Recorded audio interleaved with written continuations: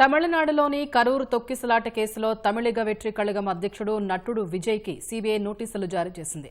ఈ నెల 12న విచారణకు రావాలని ఆదేశించింది. ఢిల్లీలోని సీబీఐ కేంద్ర కార్యాలయంలో విజయ్ హాజరు కావాలని సీబీఐ నోటీసుల్లో పేర్కొంది. ఈ కేసులో తొక్కిసలాటకు సంబంధించిన కారణాలపై విజయ్ను సీబీఐ ప్రశ్నించనుంది. గతేడాది సెప్టెంబర్లో కరూరులో టీవీకే చీఫ్ విజయ్ ప్రచార ర్యాలీలో తొక్కిసలాట జరిగింది.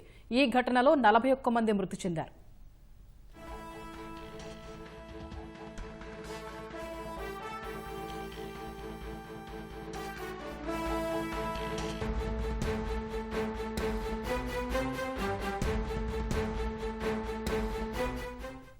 తమిళనాడులోని కరూరు తొక్కిసలాట కేసులో తమిళిగ వెట్రి కళగం అధ్యక్షుడు నటుడు విజయ్కి సీబీఐ నోటీసులు జారీ చేసింది.